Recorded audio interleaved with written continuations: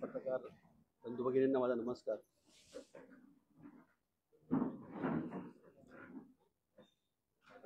तसं मी आज पहिल्यांदाच पत्रकार परिषदेमध्ये बोलतोय पहिल्यांदा, त्यामुळे फारसा अनुभव नाही आहे, त्यामुळे विद्यार्थीच आहे मी. आपल्याला माहिती आहे सध्या सर्वात पहिल्या सगळ्यांना श्रावण मासाच्या मनापासून खूप साऱ्या शुभेच्छा आपल्या सर्वांना. आपल्याला माहिती आहे की मागच्या या 7-8 दिवसापासून आपण सगळे चर्चा ऐकतोय, आपण बघतोय, अनेक सोशल मीडियाच्या माध्यमातून बघतोय, आपण आपल्या सर्वांच्या माध्यमातून अनेक प्रकारच्या बातम्या ह्या पब्लिश होतात.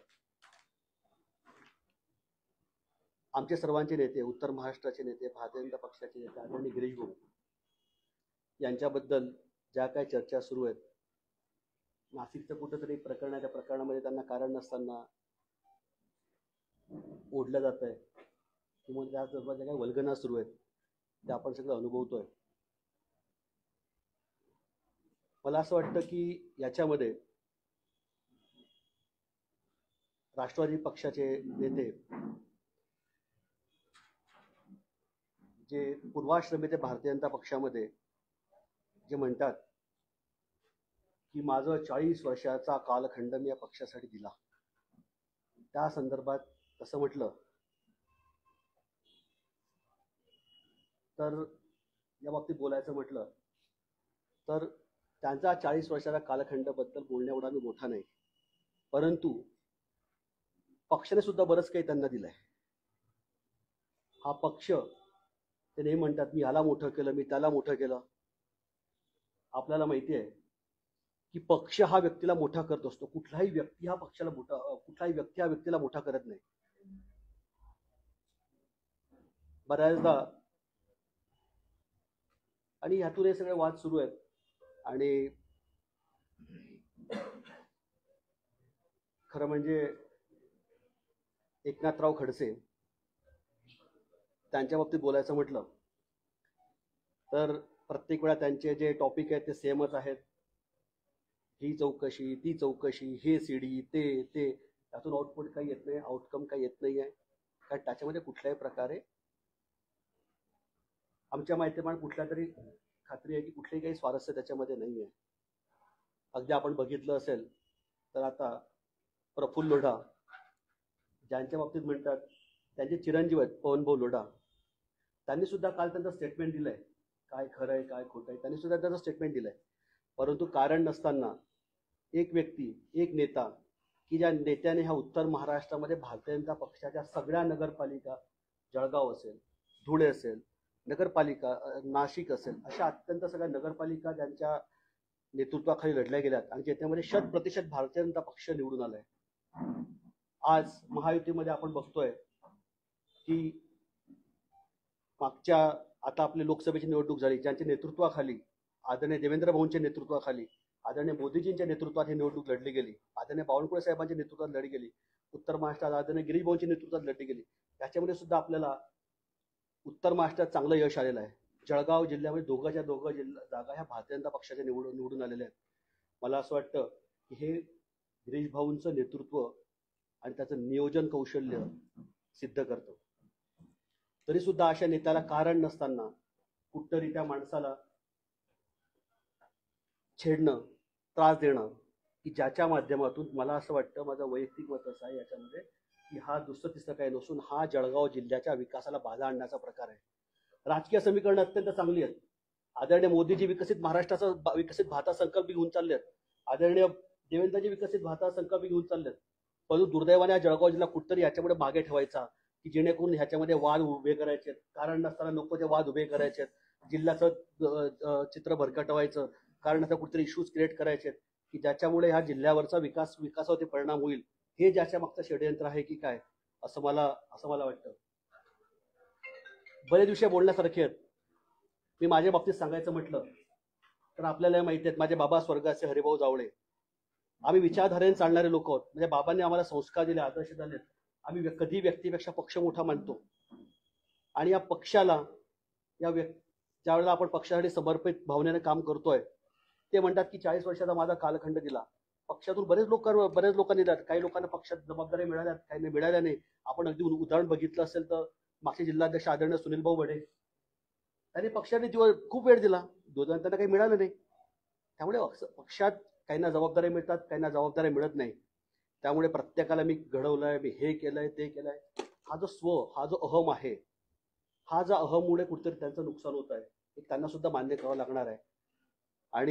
आणि राजकारणाची त्यांनी खरं म्हणजे हे वादविवाद करून आदरणीय गिरीश भाऊंवर जे काय वाद करतायत, अगदी म्हणजे पातळी सोडून जे वाद हे करतायत, ते खरोखर मला असं वाटतं की करू नये.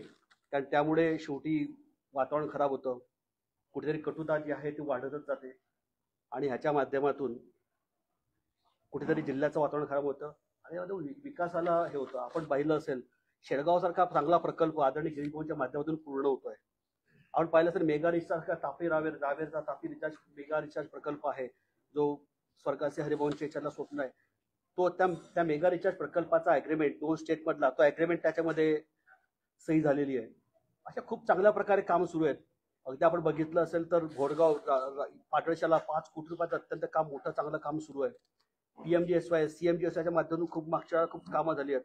अनेक पर्यटन स्थळांना त्यांच्या माध्यमातून निधी दिला गेलाय. अजूनही आम्ही जरी मी नवीन असलो तरी पुढच्या विकसित महाराष्ट्राच्या दृष्टीने आम्ही आदरणीय देवेंद्रजी नेतृत्वात काम करतोय आणि कुठेतरी हे भरकवटाण्याचा प्रयत्न चाललाय की काय असं मला वाटतं. माझे बाबा आहेत स्वर्गाचे हरिभाऊ, आपण माहिती त्यांना काय काय त्रास झालाय, त्याबद्दल मला फारसं बोलण्याची गरज नाही. खरं म्हणजे 2014 मध्ये त्यांचं तिकीट गेलं का घेतलं ते मला माहिती नाही, परंतु काय परिस्थितीतून ते गेलेत तुम्हालाही माहिती आहे. त्यावेळेला मला फारसा राजकारणाचा हे नव्हता, समाजकारणात काम करतो, परिवार म्हणून सगळं काम करत होतो. मात्र ज्या पद्धतीनं फक्त राजकीय नुकसान न करताना त्यांचा मानसिक त्रास दिला गेला तो प्रचंड आहे. तो त्रास फक्त आम्हीच सांगू शकतो काय त्रास झालाय. एखाद्या माणसाला त्यांनी त्यांच्या राजकारणामध्ये ज्या वेळेला माझा गुन्हा काय होता असं विधानसभेमध्ये त्यांनी विधानसभेच्या पटलामध्ये अख्खा दिवस घेतला, माझा काय गुन्हा होता. दुर्दैवाने माझे बाबा गेलेत जून 2020 मध्ये, त्याच्या आधी जिल्हाध्यक्ष ते झालेत आणि जिल्हाध्यक्ष होताना काय काय त्यांना त्रास झालाय हे मला माहिती आहे. ते ज्या वेळेला गेलेत त्यांनी काय काय सांगितलं हे मला माहिती आहे. अशा प्रकारे कुठल्याही माणसाचं तुम्ही राजकीय नुकसान करा, मात्र एखाद्या माणसाला मानसिक त्रास देऊ नका, हे कुठतरी घडतं. आणि हे जसंच की काय हे आम्ही नवीन पिढी आपण राजकारणात आलोय, आपल्याला विकासाचा संकल्प घेऊन पुढे जायचा आहे. आपण चांगले संस्कार ज्येष्ठांकडे घेतले पाहिजेत. माझ्या या निमित्ताने एकच आहे की शेवटी माणूस हा मोठा होत असतो, हा स्वकर्तृत्वावर मोठा होत असतो, तो पक्षावर मोठा होत असतो, तो व्यक्तीवर कधीच व्यक्ती कुठल्या मोठा करत नाही.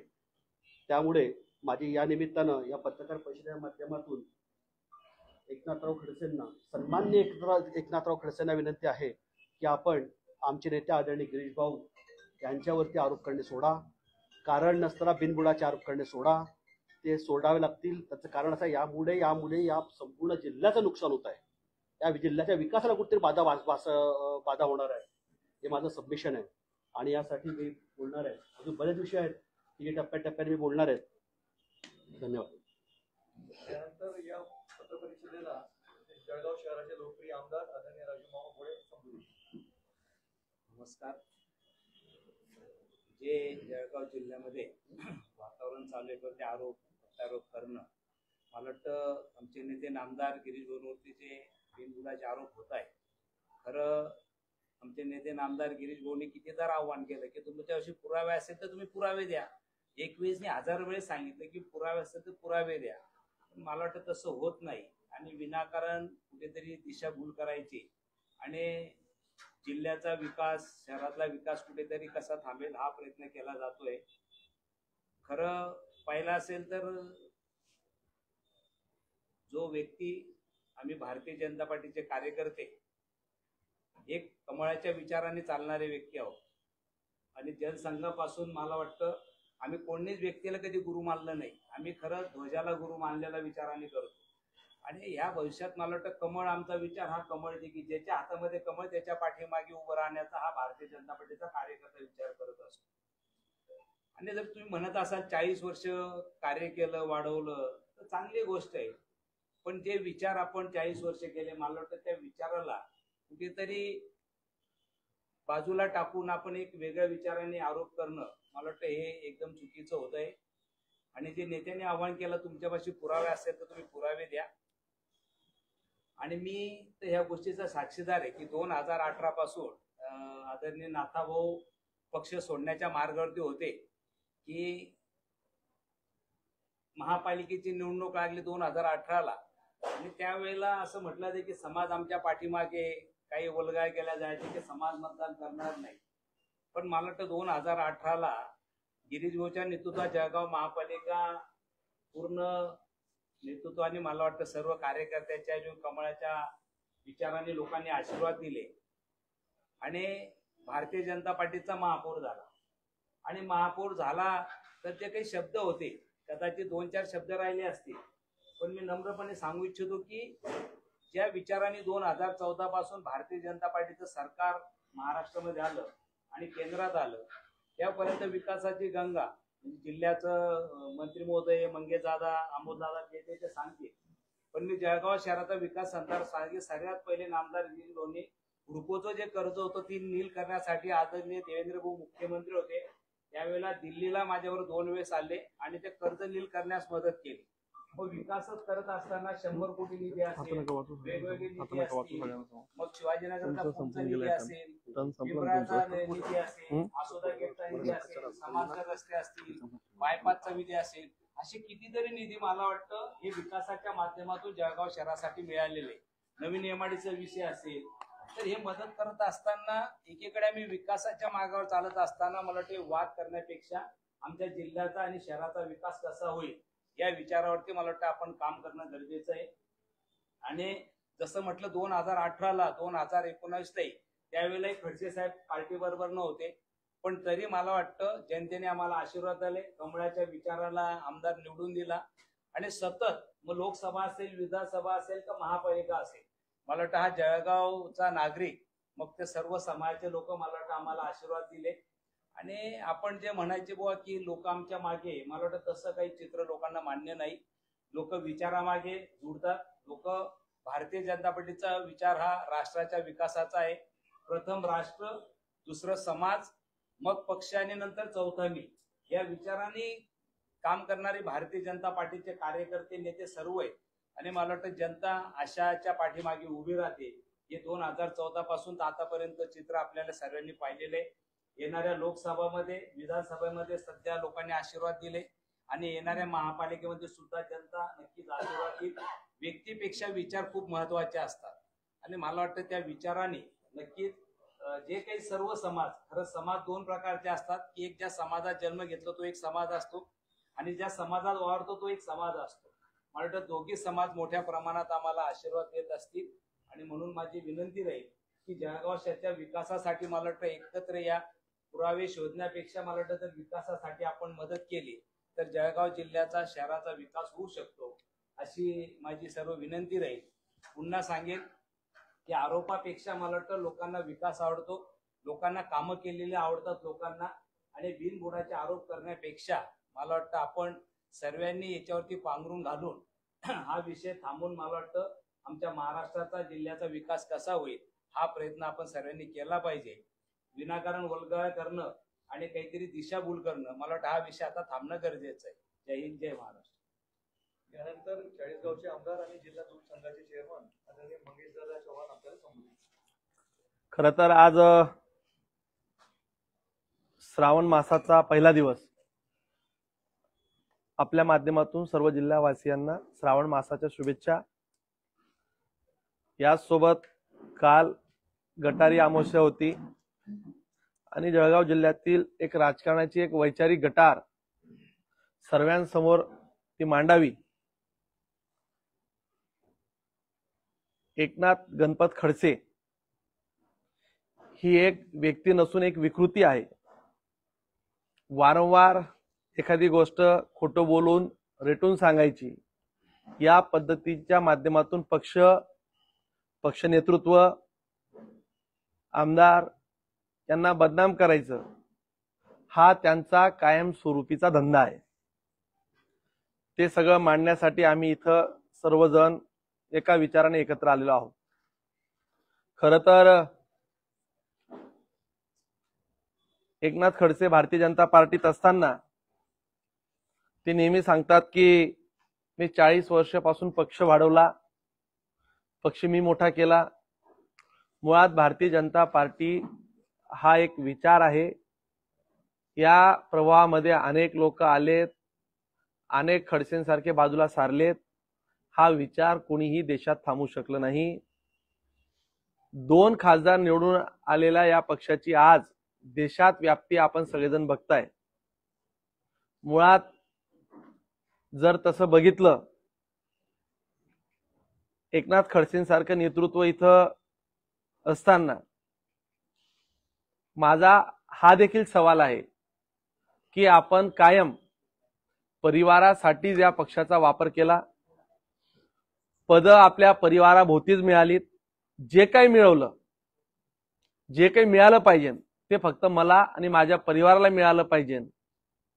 मग जेव्हा जेव्हा पक्षातल्या लोकांनी कुठे वर आवाज काढायचा केला, अमोलदादांनी सांगितलं की हरिभाऊंना कशा पद्धतीने त्रास दिला, संजूभाऊ त्यांचे कथन तुम्हाला सांगतीलच, राजू मामांनी तुम्हाला सांगितलंच.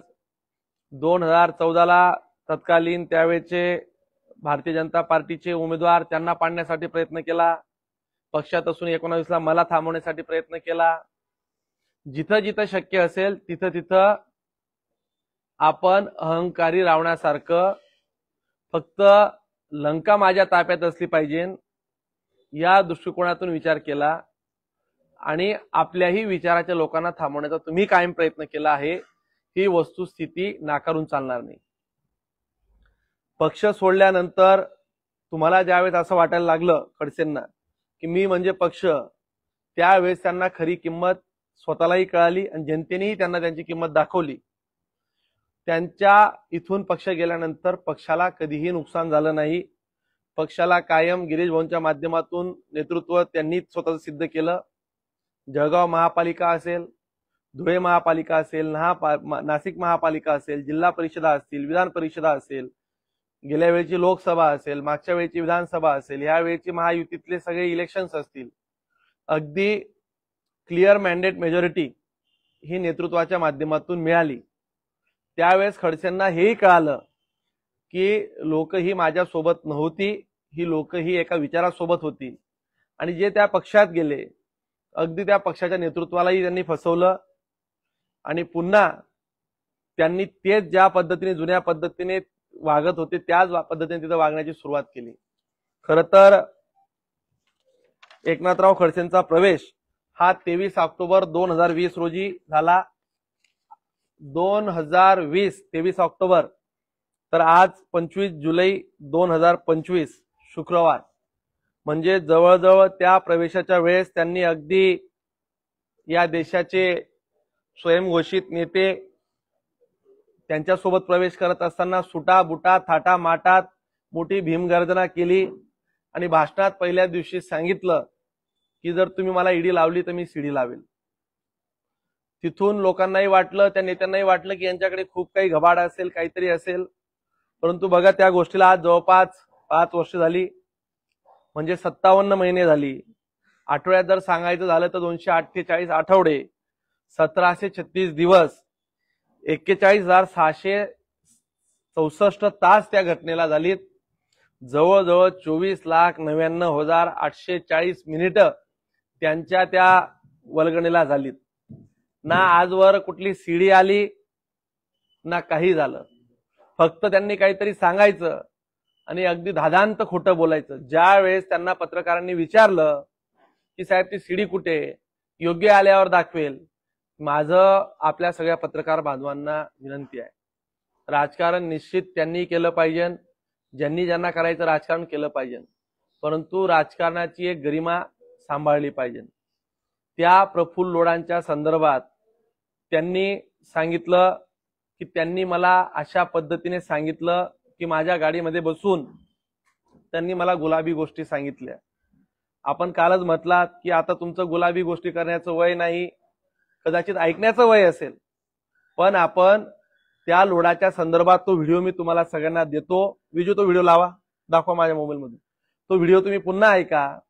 त्यांनी असं सांगितलं की या प्रफुल्ल लोढाने ज्यावेळेस त्यांच्यावर आरोप केलेत की यांनी ते आरोप गिरीश महाजनांनी केलेले नाहीयेत, ते आरोप प्रफुल्ल लोढांनी यांच्यावर जेव्हा केलेत की तुमच्या मुलाची घटना कशी घडली आहे, त्यावर उत्तर देताना एकनाथ खडसे काय म्हटले की तो बेवडा आहे, तो दारुड्या आहे, त्याच्या आरोपांची काय तथ्यता घेतली पाहिजे, त्याचं काही फार गांभीर्याने घेण्याची गरज नाही, तो मूर्ख माणूस आहे, अशा पद्धतीने त्यांनी सांगितलं.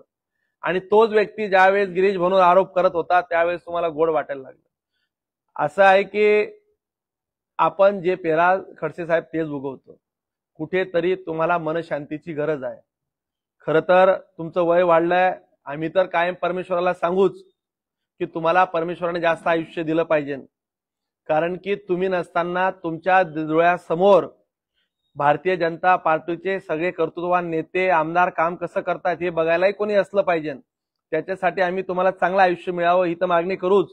परंतु तुम्ही ज्या वेळेस प्रफुल्ल लोढाच्या संदर्भात असं म्हटलात की त्याने मला गाडीत गुलाबी गोष्टी सांगितल्या, त्याच्याकडे सीडी आहे. तुम्ही राज्याचे विरोधी पक्षनेत्यापासून तर स्वयंघोषित मुख्यमंत्र्याची स्वप्न आपण पाहिली. स्वप्न पाहण्याबद्दल दुमत नाहीये, परंतु एखादा दारुड्या बेवड्या गोष्टी व्यक्ती तुमच्या म्हणण्याप्रमाणे तुम्हाला गाडीत काही सांगतो आणि राज्याचा एवढा मोठा तुम्ही नेता स्वतःला समजतात, ते तुम्ही जाहीरपणे आरोप एखाद्या नेत्यावर करतात. माझा आपल्याला सवाल आहे आणि माझं तुम्हाला सांगणं आहे की तुमच्या संदर्भात देखील तुमच्याच मतदारसंघातला एका व्यक्तीने मला काही गोष्टी येऊन सांगितल्यात, त्याची जर मी जाहीर वाच्यता केली तर आपल्याला बाहेर तोंड काढायला जागा राहणार नाही. मी त्या व्यक्तीला तुमच्या समोर जाहीर पत्रकार परिषद देखील आणतो. त्याने मला असं सांगितलं की एकनाथ खडसे हा अतिशय खालच्या स्तराचा विचार करणारा नेता आहे, घरात देखील घेण्याच्या लायकीचा हा नेता नाहीये. त्यांनी मला असं सांगितलं, मी यांना अतिशय जवळून पाहतो. 20 वर्षाच्या यांच्या इतिहासात यांनी अनेक लोकांना संपवलं, जवळच्या लोकांना त्रास दिला. हे तर राजकारणात त्यांनी केलंच, परंतु व्यक्ती म्हणून ही विकृती आहे. यांनी अनेक महिलांशी अनैतिक संबंध ठेवलेत. मी जबाबदारीने तुम्हाला सांगतोय, जसं तुम्ही लोढांचं सांगतायत की लोढांनी तुम्हाला सांगितलं म्हणून तुम्ही ते आरोप करतायत, तुमच्या विरोधात देखील मला अशाच लोकांनी येऊन सांगितलं आहे अगदी की एकनाथ खडसेंचे देखील अनेक महिलांशी परसंबंध होते. त्या महिला रात्र रात्र यांच्याकडे येऊन राहायच्यात, सकाळी सोडायला लोक जायचेत. तो बघणारा व्यक्ती असं मला सांगत होता. आता जर मी असे आरोप तुमच्यावर केलेत की एकनाथ खडसे साहेब तुमचे देखील असे अनेक महिलांशी संबंध होते, तर तुम्हाला काय वाटेल? कदाचित ते आरोप तथ्यहीन असतील का असतील किंवा नसतील हा वेगळा प्रश्न आहे, परंतु मी असं विचारात होतो की जोपर्यंत माझ्याजवळ पुरावे नाही तोपर्यंत मी ते मांडलेलेच नको पाहिजे. राज्याचा विधानसभेतला एखादा सदस्य, एखादा मंत्री, माजी मंत्री ज्यावेळेस काही बोलतो त्याच्याजवळ पुरावांचा आधार असला पाहिजे. आपल्याकडे कुठलाही एक पुरावा नसताना आपण वारंवार गिरीश भाऊंच्या चारित्र्याविषयी हनन करतात. माझी आपल्याला या माध्यमातून विनंती आहे, आपण आपल्या स्वतःच्या गावात सांगाल तिथे मी मागे आपल्याला अनेकदा सांगितलं, आपण कुठल्याही मुद्द्यावर, अगदी विकासाच्या मुद्द्यावर सांगा, चारित्र्याच्या मुद्द्यावर सांगा, तुमच्या वैयक्तिक आयुष्याच्या मुद्द्यावर सांगा, तुम्ही करप्शन म्हणतात, कुणी मिळकती जमवल्या, कुठल्याही मुद्द्यावर आपण समोरासमोर यावं. वर्षानुवर्ष आपण असे बिनबुडाचे आरोप करून जनमानसामध्ये भारतीय जनता पार्टीच्या नेत्यांची, गिरीश भाऊंची प्रतिमा मलिन करण्याचा वारंवार जो प्रयत्न करताय हा अतिशय चुकीच्या, लज्जास्पद आणि खालच्या स्तराला जाणार आहे. आम्ही यासाठी ही पत्रकार परिषद घेतली की आपणच सांगितलं की आता आपलं गुलाबी वय राहिलेलं नाहीये, आपलं नातवंडांसोबत खेळण्या बागण्याचं वय आहे. कदाचित तुम्ही ते गोष्टी विसरला असाल, परंतु तरी देखील वयाच्या उत्तरार्धात आपण काय वागावं, कसं वागावं, कुठे काय बोलावं याचं तारतम्य तुम्हाला असलं पाहिजे होतं. परंतु अनेक आपल्याला आजारांच्या व्याधी असल्यामुळे, आपण अनेक प्रकारचे मेडिसिन घेत असल्यामुळे कदाचित आपला मनावरचा ताबा सुटत असेल असं आम्ही आता गृहीत समजायला लागलो आहे. परंतु आपल्याला या माध्यमातून आज शेवटची विनंती आहे, आम्ही जरी वयाने लहान असलो परंतु आम्हाला सुसंस्कृतपणा हा आमच्या परिवाराने शिकवला आहे, आमच्या पार्टीने आम्हाला शिकवला आहे. याच्या पुढे जर आपण वारंवार अशा पद्धतीने चुकीचे वक्तव्य करून, जर चुकीच्या माहिती जर पसरवून पक्षाची जर प्रतिमा खराब करत असाल, नेत्यांची प्रतिमा खराब करत असाल, तर तुम्हाला त्याच्या डबल उत्तर याच्या पुढे मिळेल. तुमचे किस्से, तुम्ही काय लोकांना किस्से सांगता, तुमचे किस्से तुमच्या इथं येऊन, मुक्ताई नगरामध्ये येऊन लोकांनी सगळे किस्से तुमच्याविषयी, तुमच्या परिवाराविषयी सगळ्यांना सगळे किस्से माहिती आहेत. त्याच्यामुळे त्याची बोलायला आम्हाला भाग पाडू नका. जर तुम्ही बिना पुराव्यांच्या आधारे बोलत असाल तर तशाच पद्धतीने बिना पुराव्यांच्या आधारे आम्ही देखील तुमच्या इथं, हा मला असं सांगत होता, त्या माणसाला सोबत घेऊन तिथं आम्ही आता तुमचे किस्से सांगायला सुरुवात करू. माझी या माध्यमातून आपल्याला विनंती आहे, आपल्याला सांगणं आहे, वयाने जरी लहान असलो तरी मी तुम्हाला सांगतो की तुम्ही कुठेतरी सुधरावं आणि आपण जे आरोप करताय त्या आरोपांचे पुरावे द्यावे. तुम्हाला कोणी एवढ्या दिवसापासून थांबवलं? तुम्ही आज 5 वर्षापासून सीडी लावताय. जर तुम्ही तुमच्या आईचं दूध प्यालं असाल, ती सीडी जनतेला दाखवावी. तुमच्याकडे कुठलेही हनी ट्रॅपचे पुरावे असतील तर ते दाखवावे. महाराष्ट्रातल्या कुठल्याही लोकांचे पुरावे असतील तर कोणी असू द्या, काय असेल ते राज्याचे नेते, मुख्यमंत्री, उपमुख्यमंत्री, तिघ पक्ष, कोणाचे नेते असतील, कोणाचे कार्यकर्ते, कोणी अधिकारी असतील, त्यांच्यावर कार्यवाह्या होतील. परंतु या जिल्ह्याची प्रतिमा मलिन करण्याचं काम एकनाथ खडसेंनी थांबवलं पाहिजे. विकासाचं राजकारण केलं पाहिजे. हे वार आरोप प्रत्यारोपामध्ये या जिल्ह्याचं नुकसान व्हायला लागलंय. आपण 1995ला मंत्री होता, अनेक काळ मुख्यमंत्र्याचा नंतर विरोधी पक्षाचा दर्जा असतो तो आपल्याकडे होता. त्याच्यानंतर आपण 12 खात्यांचे मंत्री राहिलात, सगळी खाती आपल्याकडे होती. आपण कुठेतरी एक आत्मपरीक्षण करावं. 35 वर्ष त्या मुक्ताईनगरच्या पवित्र भूमीने आपल्याला संधी दिली. एका चांगल्या माणसाला त्या माणसांनी नाकारून तुम्ही अनेक वेगळ्या पद्धतीने क्लुप्त्या वापरून ज्या पद्धतीने निवडून आलात, 35 वर्षात मुक्ताईनगर आज कुठे आहे? ज्या जिल्ह्याचं तुम्ही तर म्हणता की मी राज्याचं नेतृत्व केलं, परंतु आपण ज्या जिल्ह्यातनं येत आहेत त्या जिल्ह्यात आपण किती किलोमीटरचे रस्ते केले, किती प्रशासकीय इमारती आणल्यात, किती व्यवस्था उभ्या केल्यात, किती इरिगेशनचे प्रोजेक्ट नुसते मंजूर करून झालेत, किती पूर्ण झालेत, या संदर्भात किती मेडिकल हब आणले. आपल्याकडे एक्साईजची जबाबदारी होती, त्यात आपण काय केलं. आपल्याकडे कृषीची जबाबदारी होती, किती ठिकाणी कृषीचे भवन उभे केलेत. इथं विभागीय कार्यालय केले पाहिजे अशी अनेक वर्षाची मागणी होती, आपण ते किती केलं. आपण ही वस्तुस्थिती तुलनात्मक जर मांडली, जर तुम्ही सांगितलं की गिरीश महाजनांनी 7 वर्षाच्या काळात 20 करोड रुपये, 200 करोड रुपये, 2000 कोटी रुपये आणले आणि मी 20,000 कोटी रुपये आणले, मी यामध्ये गिरीश महाजन साहेबांपेक्षा सरस आहे. जर तुम्ही आम्हाला कागदोपत्री विकासात्मक जर सिद्ध करून दाखवलं तर पहिला सत्कार हा मंगेश चव्हाण आणि आमचे सगळे सहकारी मी सोबत घेऊन येऊन तुमचा सत्कार करायला मुक्ताईनगर मध्ये येईल. परंतु आपण विकासावर बोललं पाहिजे. आपण सोयीने राजकारण करता, सोयीने प्रत्येक वेळेस गोष्टी मांडता. भ्रष्टाचाराचे गंभीर आरोप करत असताना फक्त आपल्याला म्हणजे लोकप्रिय सवंगता मिळावी, आपली त्या संदर्भात सांगणाऱ्याची विश्वासार्हता तपासावी. माध्यमांना पण माझी विनंती असेल की असले आरोप जर कोणी करत असेल, जर आता मी तुम्हाला सांगितलं की एकनाथराव खडसेंचं चारित्र्य कसं आहे, तो व्यक्ती कोण आहे, तो सांगणाऱ्याचे चारित्र्य तर आपणही तपासलं पाहिजे. मी आज यासाठी सांगितलं की मला हे 10 वर्षापासून त्यांनी सांगितलं की बाबा यांनी असं सांगितलं. त्या मुलांच्या संदर्भात त्यांनी जे आरोप केले, अगदी गिरीश भाऊंच्या परिवारावर जात असताना, खरं तर मी गेल्या आता अनेक वर्षापासून आम्ही सगळेजण गिरीश भाऊला पाहतो, कुटुंब वत्सलता त्यांना आम्ही पाहतो की मुली असतील ते म्हणतात की त्यांना मुलगा नाही. खरं तर राजकारणात इतक्या खालच्या पातळीवर जायची वेळ यायला नको होती. तुम्ही त्यांच्या परिवाराविषयी बोलणं आणि तुम्ही ज्यावेळेस असं म्हणतात की त्यांना मुलं नाही म्हणून त्यांच्या मनात खंत आहे, मला तर त्यांच्या मनात कुठली खंत कधी जाणवायचं कारण दिसलंच नाही. अगदी जावई मुलासारखे त्यांना जीव लावतात. मुली ह्या अगदी प्रेमळ, सगळं आम्ही जवळून पाहतो. कदाचित आता तुमच्या परिवारावर ते बोलणं हे मला शोभत नाही, परंतु वस्तुस्थिती आपण देखील कुठेतरी तपासा. आपल्या मुलाचं वागणं कसं होतं, चाळीसगाव, जळगाव, नाशिक, ठाणं, मुंबईत ते कुठे थांबायचे, कोणासोबत थांबायचे.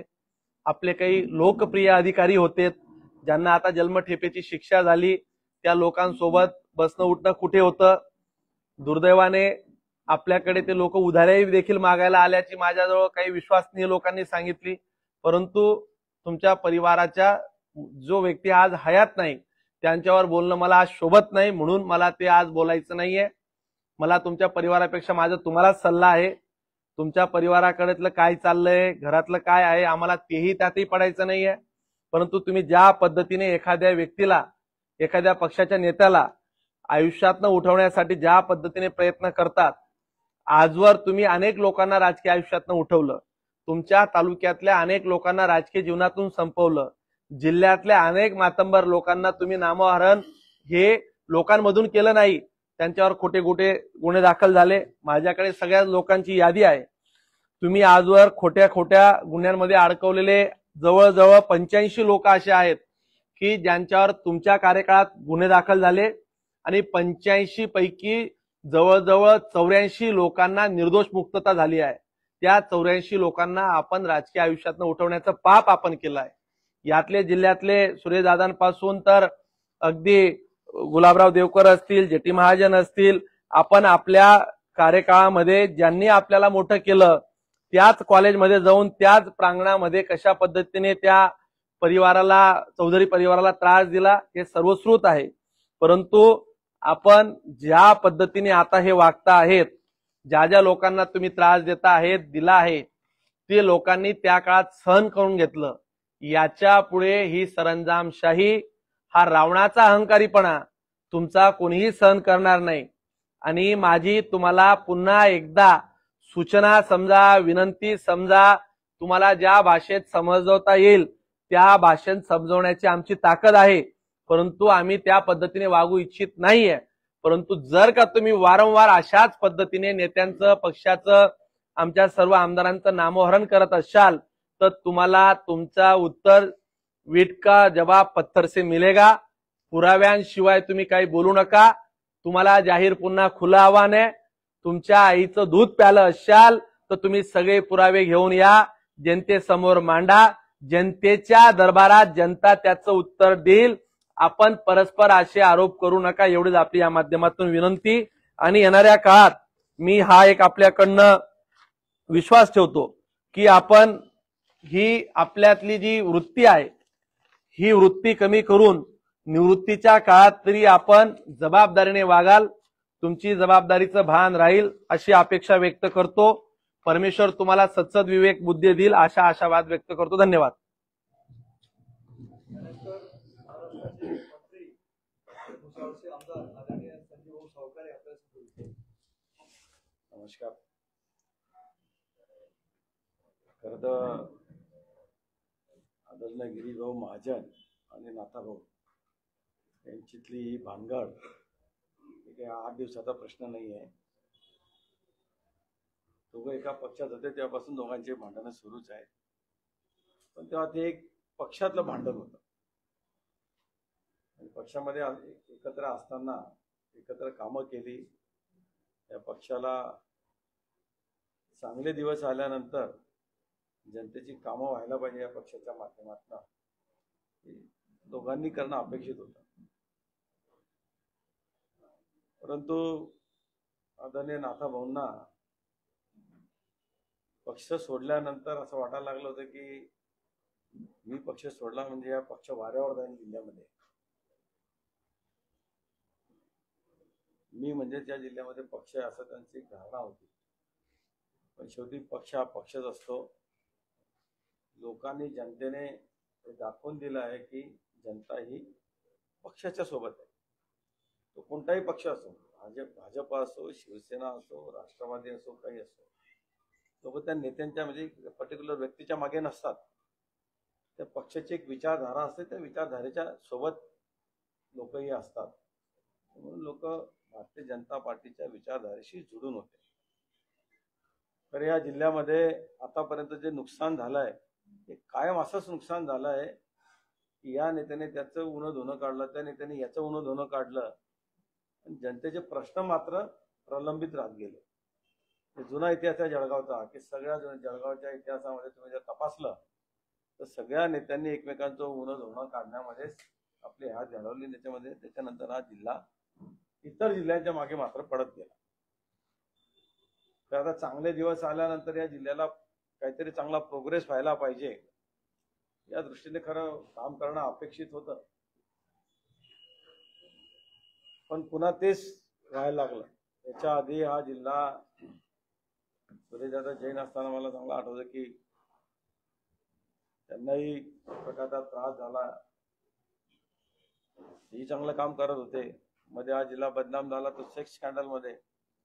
अख्ख्या महाराष्ट्रात काय दिशा सेक्स स्कॅन्डल गाजलं या जिल्ह्याचं अख्खं नाव खराब झालं. एक पिढी असते, त्या पिढीला राजकारण्यांविषयी काय वाटतं हा जर विचार केला आणि असेच जर प्रकरण जर समोर आणत गेले तर ती पिढी राजकारणाविषयी विचार काय करेल. आम्ही जेव्हा म्हणतो की सुशिक्षित लोकांनी राजकारणात यावं, तरुणांनी राजकारणात यावं, महिलांनी राजकारणात यावं, कशाच्या आधारे ते राजकारणात येतील. अशा प्रकारचे जर खालच्या प्रतीचे आरोप प्रत्यारोप होत असतील तर कुठली महिला भगिनी राजकारणात येणार आहे. कुठल्या तरुणाला आम्ही सांगावं की तू राजकारणात ये, कुठल्या तोंडाने सांगावं. पण या सिनियर नेत्यांनी ही गोष्ट पाळली पाहिजे की राजकारण राजकारणाच्या ठिकाणी ठेवलं पाहिजे, परंतु अशा पद्धतीने समाजामध्ये लोकप्रतिनिधींची प्रतिमा मलिन होईल या दृष्टीने एकमेकावर आरोप करणं हे टाळलं पाहिजे. इतक्या खालच्या पद्धतीचे आरोप कोणाच्याही सांगण्यावरनं करणं आणि ते आपल्या जे काही काढते सहकारी ज्याला तुम्ही चांगलं ओळखता, एकमेकांना चांगले ओळखता दोघे, त्यांच्याविषयीचे असे आरोप करणं हे अतिशय चुकीचं आहे. म्हणजे तुमच्याकडे लोक ज्या अपेक्षेने बघतात, तर खरं आता म्हटलं म्हणजे पूर्वी मुख्यमंत्री पदाचे दावेदार होते, आता एवढ्या मोठ्या पदाचे दावेदार असलेल्या व्यक्तीने अशा खालच्या प्रकारचे आरोप करणं हे अतिशय मला तर चुकीचं आहे. आणि तुमच्याकडे काही प्रूफ असले तर जरूर तिने दिले पाहिजे. तुम्ही 5 वर्षापासून सांगताय की माझ्याकडे हे प्रूफ आहे, माझ्याकडे ते प्रूफ आहे, आजपर्यंत एकदाही प्रूफ दिलेलं आहे. कशाच्या आधारावर तुम्ही हे आरोप करताय. जो माणूस आज चांगलं काम करतोय त्याला त्याचे पाय खेचायचे. या जिल्ह्याचा विकास कुठेतरी परत थांबणार आहे. आता ज्याचं नाव घेऊन तुम्ही आरोप करता की त्याला पक्षात का घेतलं, मला तर मीडियामध्ये पण त्यांनी प्रश्न विचारला, त्याला प्रफुल्ल लोढाला का घेतलं. ते कोणाला पक्षात घेणं काढणं ही प्रक्रिया चालूच असते. तसं जर म्हटलं तर आदरणीय शरदचंद्र पवार साहेबांनी तुमच्यावर आरोप केले होते तोडपाणी नेता म्हणून. त्यांनी तुम्हाला त्यांच्या पक्षात घेतलंच ना, त्यांनी कुठे काय विचार केला. म्हणून कोणाला पक्षात घेतलं, कशाच्या आधारावर घेतलं, शेवटी आम्हाला तो आमचा मतदार आहे. तर मतदार म्हणून कोणालाही पक्षात घेणं काढणं ही प्रक्रिया सुरू करते. आम्ही नाही घेणार, तो दुसऱ्या पक्षात नाही. मग तो पक्ष खराब आहे का. पूर्वीचे राष्ट्रवादीत होते प्रफुल्ल लोढा, मग तो राष्ट्रवादी खराब होतं का. तो ते सोडून तो जर काँग्रेसमध्ये गेला मग काँग्रेस खराब आहे का. पण तो कोणत्या पक्षात जातो ना कोणत्या पक्षात येतो त्याच्याने काही पक्ष खराब होत नाही, पक्षाची विचारधाराही खराब होत नाही. ती व्यक्ती आहे तीच व्यक्ती राहते. म्हणून त्याला का घेतलं का नाही हा त्या पक्षाचा विषय आहे, तो कशाला त्याच्यात घसरता. या जिल्ह्याचं नाव खराब होणार नाही, या जिल्ह्याचे विकास कामं होतील. सगळ्यांनीच खंत तुम्हाला सांगितली. म्हणजे जेव्हा तुम्ही त्या पक्षात होते तेव्हा तो पक्ष चांगला होता, तुम्ही त्या पक्षाचे गुणगान गात होते, मागच्या पक्षांना तुम्ही शिव्या देत होते, त्यांचे नको ते वाभाळे काढत होते. नंतर तुम्ही त्या पक्षात गेला, तो पक्ष तुम्हाला चांगला वाटायला लागला आणि हा पक्ष ज्या पक्षात तुम्ही होते तो पक्ष खराब वाटायला लागला. आता खरं बोलायला कोण लक्षात, आमच्या नेते आहेत, मंत्री आहेत, तुमची सून म्हणून त्या भाजपाकडनं उभ्या राहिल्या, तेव्हा तुम्ही त्या पक्षाचा प्रचार केला. जरी तुम्ही दुसऱ्या पक्षात होते तरी तुम्ही त्या पक्षाचा प्रचार केला. म्हणजे पक्ष चांगलाच होता की नाही, तुम्ही त्या पक्षाचा प्रचार केला. परत सुनबाई निवडून आल्यानंतर मग मात्र परत जसे ते वाईटपणा झाला. कुठेतरी तुमच्या बोलण्याला नेहमी स्वार्थाची झालर दिसते की तुमचं जेव्हा काम असेल तेव्हा सगळे पक्ष माझ्यासाठी चांगले, काम संपलं की हा पक्ष वाईट, तो पक्ष वाईट, हा माणूस वाईट, तो माणूस वाईट. हे चुकीचं. आम्ही तुमच्या सुनेसाठी काम केलं, केवळ आमच्या पक्षाच्या पदावर त्या उभ्या आहेत म्हणून, चिन्हावर उभ्या आहेत म्हणून. भारतीय जनता पार्टीने कोणाला तिकीट दिलं असतं आम्ही त्यांचंच काम केलं असतं. आम्ही आमच्या पक्षाचं काम केलं, मात्र त्याच्यानंतर तुम्ही परत आमच्या विरोधात काम करायला लागले. माझं एक विनंती आहे जिल्ह्यातल्या सगळ्याच लोकांना, तुम्हालाही विशेषतः पत्रकारांना, आपल्या जिल्ह्याचं नाव खराब होईल या दृष्टीने सावधानता आपणही बाळगली पाहिजे.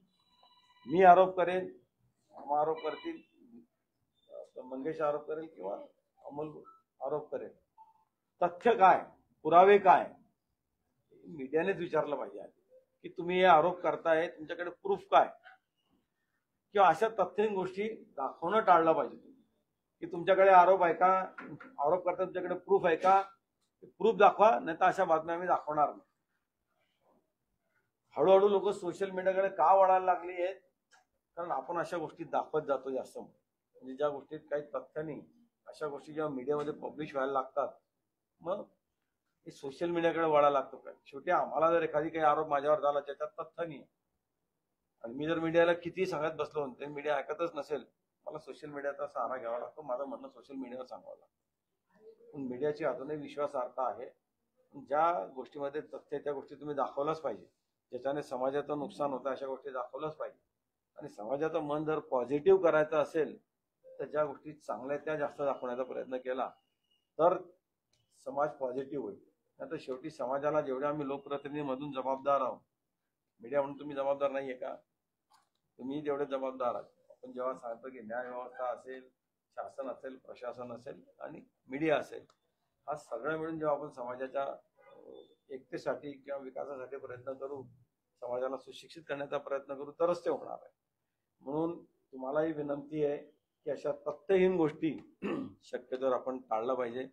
आता माझा एक वीक पॉइंट आहे, थोडं मीडिया दिसला, समोर माईक दिसला की त्यांच्याकडनं काही कंट्रोल होत नाही, ते सुरू होऊन जातात. हे तुम्हाला सांगतो, त्या मानाने गिरीश भाऊने खूप तथ्य पाळले, खूप स्वतःवर कंट्रोल केलं. जेव्हा काहीतरी नको ते आरोप व्हायला लागतात तेव्हा माणूस शेवटी बोलतो. म्हणून नाही काही बोललं तरी मीडियामध्ये असं होईल की ते नाही बोलत आहे म्हणजे त्यांना आरोप मान्य आहे का? नाईलाजाने त्यांना काही गोष्टी बोलाव्या लागतात. पण एकमेकांचं उणं धुणं काढण्यापेक्षा जसं सगळ्यांनीच अपेक्षा व्यक्त केली की या जिल्ह्याचा विकास जर करायचा असेल तर जिल्ह्यासाठी कुठे गिरीश भाऊ कमी पडले ते नाथाभाऊंनी सांगावं की तुम्ही हे प्रोजेक्ट आणले नाही, ते प्रोजेक्ट आणले नाही, याच्यात मदत करा, त्याच्यात मदत करा.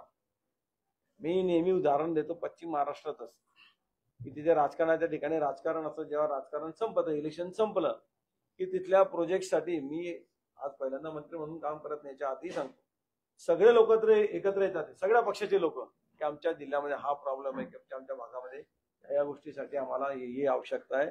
सगळ्या पक्षाचे लोक एकत्र येऊन त्यांचे विषय मांडतात. मिटिंगलाही आता मी वस्त्रोद्योग म्हणून काम करतो, ते सगळ्या पक्षाचे लोक एकत्र येतात आणि तो विषय मांडतात. तसं आपल्याकडे होत नाही. आपल्याकडे त्या पक्षाने मांडलं की तो त्याच्या विरोधामध्ये काहीतरी सांगायला येतो की हे काम होऊ नये म्हणून कसं काही आंदोलन उभारता येईल. ही आपल्या जिल्ह्याची एक शोकांतिका आहे. म्हणून सगळ्या सिनियर नेत्यांनी विचार केला पाहिजे या गोष्टीचा. आणि तरुण पिढीला जेव्हा आपण मार्ग दाखवतोय की तुम्ही राजकारणात या सक्रिय व्हा, महिलांना सांगतोय, तर त्यांना येताना लाज वाटू नये. त्यांना येताना सुकर वाटलं पाहिजे की राजकारण हे चांगलं आहे, मी गेलो तर राजकारण बदलेल. या दृष्टीने वातावरण तयार झालं पाहिजे. या दृष्टीने सगळ्यांनी आपलं वैचारिक गाभा असेल ते मांडलं पाहिजे असं मला वाटतं. आणि मीडियालाही विनंती आहे की आपण त्या दृष्टीने चांगल्या पॉझिटिव्ह बातम्या जास्तीत दाखवण्याचा प्रयत्न करावा. जय हिंद, जय महाराष्ट्र.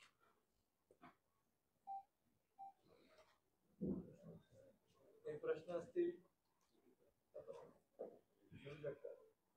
तर मग त्यांना माहिती आहे सगळं. तुम्हाला ऑफ द रेकॉर्ड विचारतो, तुम्ही जे एवढ्या दिवसांत ते सांगताय, बोलताय, पुरावे द्या. लोढाचा जो विषय आहे तो हनी ट्रॅपचा विषय नाहीये, तो पोस्कोचा गुन्हा दाखल आहे. तो गुन्हा जो दाखल आहे तो पोस्कोचा गुन्हा दाखल आहे, तो वेगळा विषय. आणि जे हनी ट्रॅप हे काही सांगताय राज्यात चाललंय की 70 अधिकारी आहेत, एखाद्या अधिकाऱ्याचं नाव सांगावं. 4 मंत्री आहेत, ते राऊत, ते राखेलचा, म्हणजे राऊत हा तर तोंडाचा राखेलचा डबाच आहे, ते बडबडच करतं आणि आगच फेकतं. पुरावे तर आणि याच्याने काय होतं की जिल्हा ही बदनाम होतोय. तुम्ही पण एक सगळ्या पत्रकार बांधवांना विनंती की मी जर काही बोललो, तुम्ही मला त्यांच्यावर काही आरोप केले, त्या आरोपांचं मागे केले असतील 2 वर्षापूर्वी, ते विचारा की तुम्ही त्यांच्यावर आरोप केले होते, तुम्ही असं म्हटले होते, त्याचं काय झालं. त्यांनाही विचारलं पाहिजे की तुम्ही त्यांच्यावर 5 वर्षापूर्वीपासून आरोप करताय, हे सांगताय. आता तो तुम्ही म्हणता की तो बेवडा मला गाडीत सांगतो, तुम्ही ते ऐकता आणि ते लोकांना सांगता. तुमच्या रंजक कहाण्या तुमच्या समोर, मीडिया समोरच त्या लोकांना बसवतो आणि त्यांच्याच तोंडून ऐका. परंतु त्या एखाद्या माणसाला उभं केलं गेलंय का, काय केलं गेलं, ही वस्तुस्थिती तपासायचं काम प्रसार माध्यमांचं असं आमचं वैयक्तिक मत आहे. शेवटी तुम्हाला आता तुमचं मीडियाचं काम आहे, यांनी जे सांगितलं त्यांनी ते आणि म्हणजे हनी ट्रॅपचं जे आहे ना प्रकरण, एक तो फोटो व्हायरल झाला गिरीश भाऊंचा त्यामध्ये सह्याद्री अतिथीगृहामध्ये सगळ्या लोकांसमोर तो फोटो काढतात. कोणी असा फोटो काढेल आमच्या सोबत, उद्या आज गिरीश भाऊचा फोटो आला. आता आम्हाला काय माहिती बाई कोण आहे, काय तिथं चरित्र काय, कसं असतं, काय तिने काय केलंय काय नाही.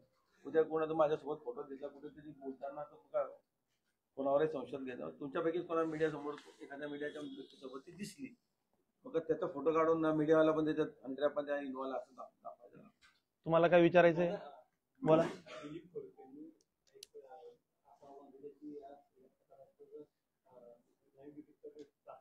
काय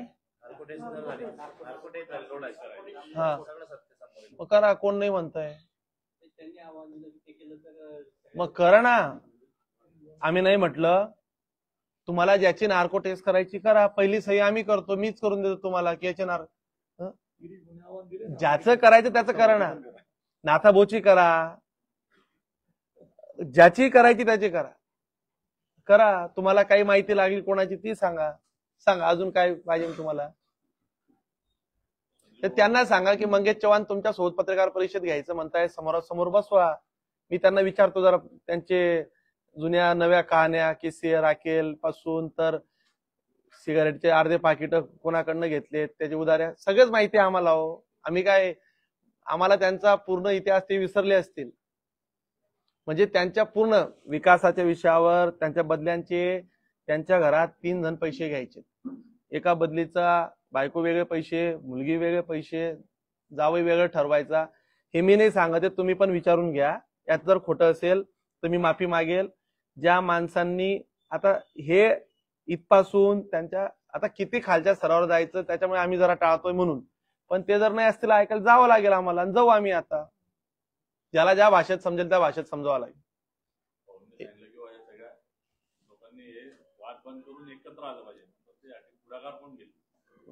एकत्र म्हणजे जिल्ह्याच्या विकासासाठी सांगितलं. आता बघा ते काही आता मी त्यांना काय आमच्या पक्षात या वगैरे की नाही, तो त्यांचा त्याच्यामध्ये बिलकुल बघा सांगतो ना, त्याच्या मागे सांगितलं की एखादी प्रोजेक्ट जर जिल्ह्यामध्ये कमी पडला आहे काही आहे तर त्यांनी सुचवला पाहिजे की जिल्ह्यामध्ये या गोष्टीची आवश्यकता आहे, सगळे केले पाहिजे.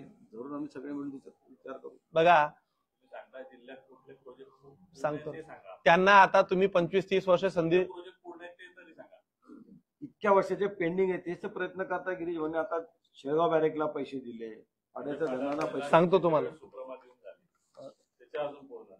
नाही बघा आता यांच्या काळात दिले का यांनी? मला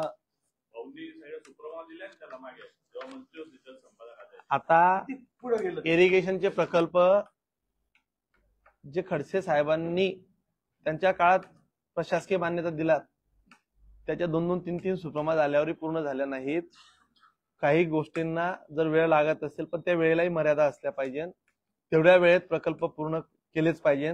जळगाव जिल्ह्यातल्या इरिगेशनच्या प्रकल्पाची आम्ही स्वतःच एक तुम्हाला यादी देतोय की त्या किती वर्षाचा प्रकल्प मंजूर झाला, त्याला प्रशासकीय मान्यता दुसऱ्यांदा तिसऱ्यांदा कधी झाली, त्या कामाची आता किती टक्के काम पूर्ण आहे आणि किती वेळेत पूर्ण होण्याचं कामाचं एक टाइमलाईन आहे. ते पण तुम्हाला देऊ. तुम्ही विचारा ना हे प्रश्न आणि तुलनात्मक तुम्ही ठरवा की बाबा हे जे सांगताय की ते खरं आहे की खोटं आहे. आता तुम्ही मुक्ताईनगरला जाऊन पहा, ते एवढं सांगताय की असं केलं. मुक्ताईनगरची काय व्यवस्था आहे, काय अवस्था आहे, काय अवस्था काय मुक्ताईनगरची आज आहे बघा ना तुम्ही. साधे तलाठी कार्यालय उभे राहिले नाहीत तिथं, ते काय मोठ्या गोष्टी सांगतील. काय परिस्थिती आहे सगळ्या कार्यालयांची, रस्त्यांची काय परिस्थिती आहे बघा. 35-30 वर्षानंतर तुम्ही 1-2 कामं केली तेच जर सांगाल. आता जर मी सांगेल की मी 40 गावाला इतक्या लोकांना पाणी पाजलं, इतकं आता इतक्या पलीकडे जग जायला लागलं, मंगळावर जायची तयारी करतोय आपण, तुम्ही काय त्या 2च गोष्टी सांगत बसाल. झालं त्या किती, त्याच्यावर काय 30 वर्ष राजकारण कराल का तुम्ही 2च गोष्टींवर? हे पण एक तपासलं पाहिजे.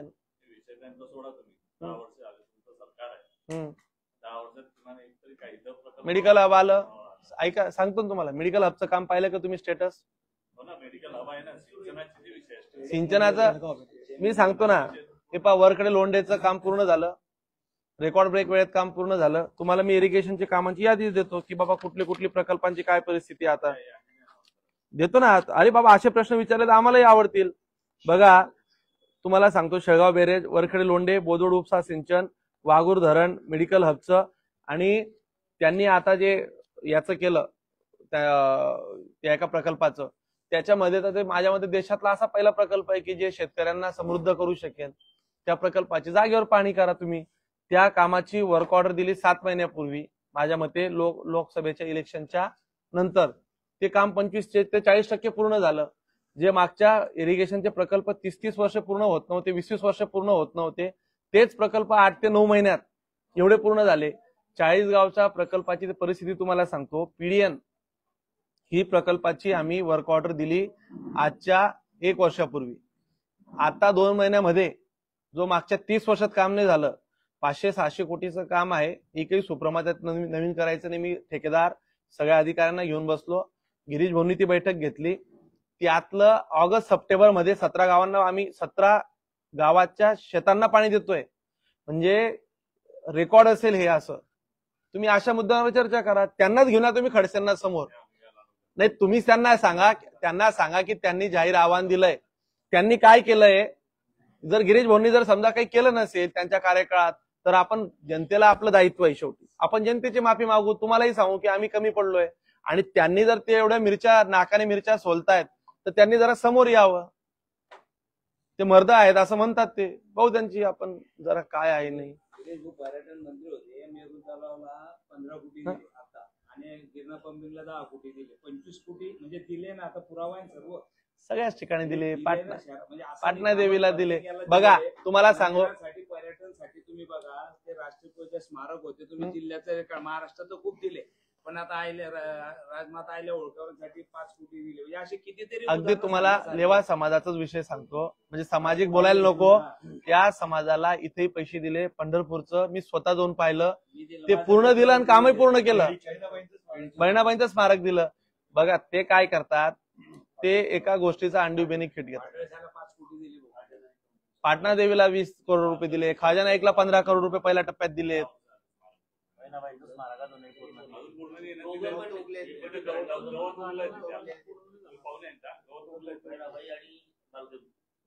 जर एखाद्या कामाच्या संदर्भात जर काही अडचणी,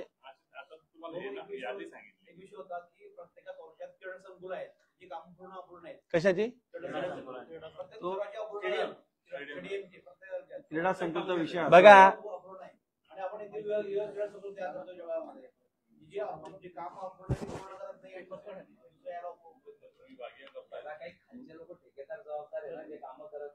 आता मला सांगितलं ते 17 कोटी दिले जळगावच्या.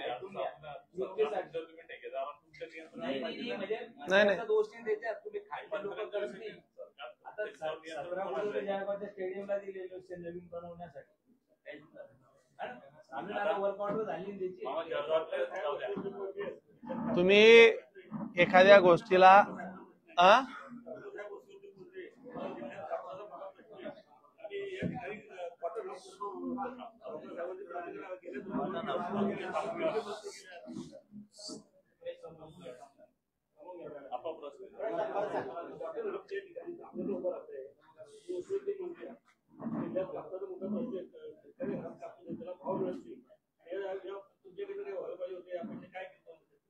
दोन वर्ष कुठे झाले त्यांना.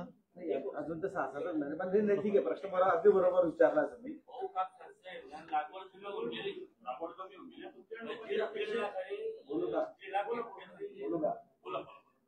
मी स्वतः त्या गोष्टीची मागणी करत आलो की आपल्या जिल्ह्यामध्ये कापूस उत्पादन आहे,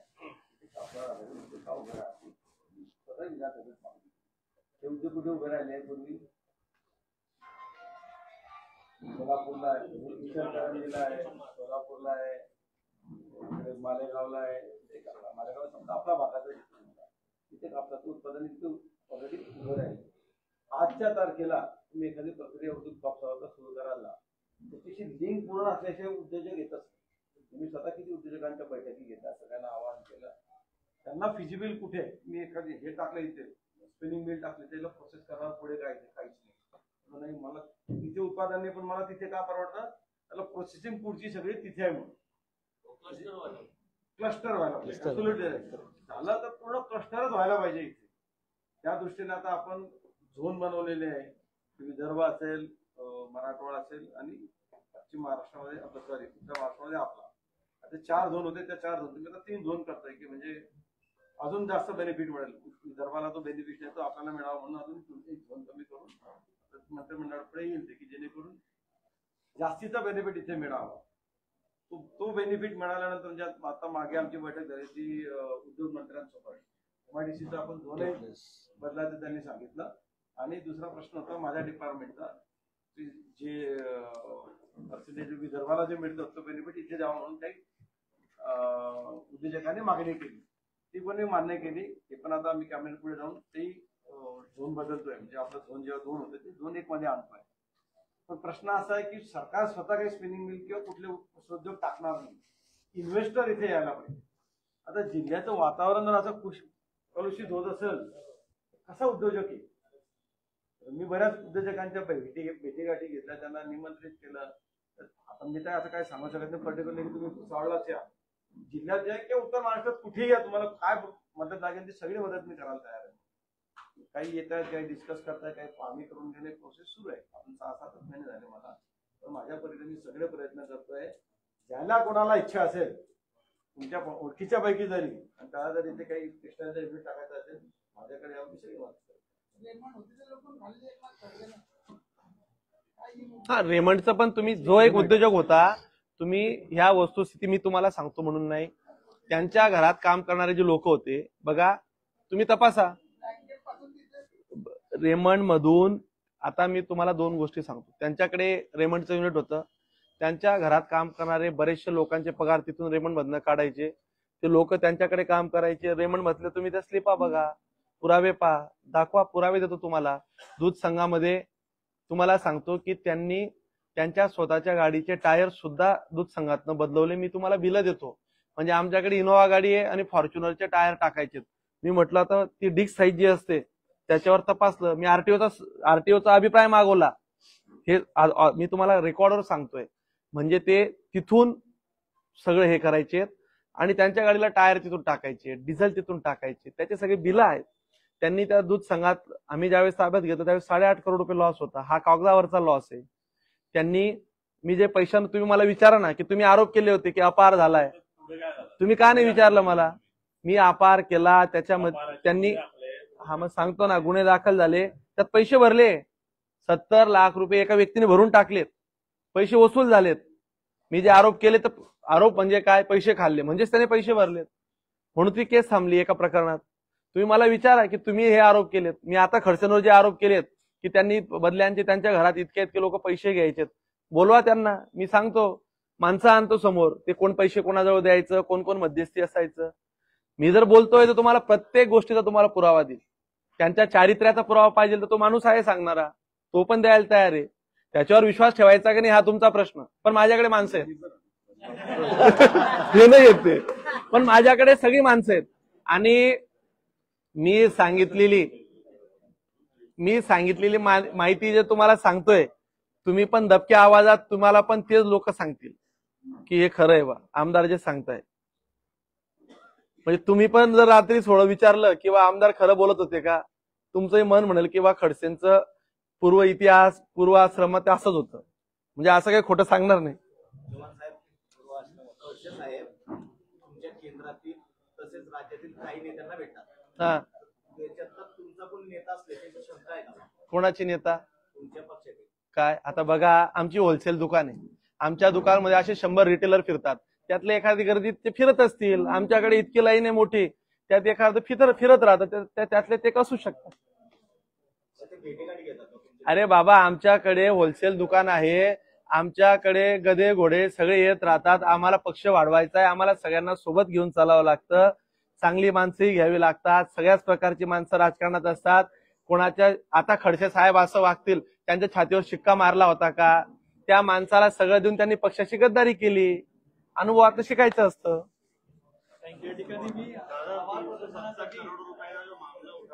हा 370 कोणचा सांगतो मी तुम्हाला. तो मामला दबलेला नाहीये.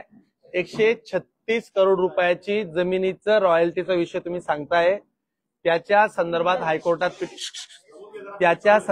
हायकोर्टात पिटिशन चालू आहे. त्याच्या संदर्भात तिथले स्थानिक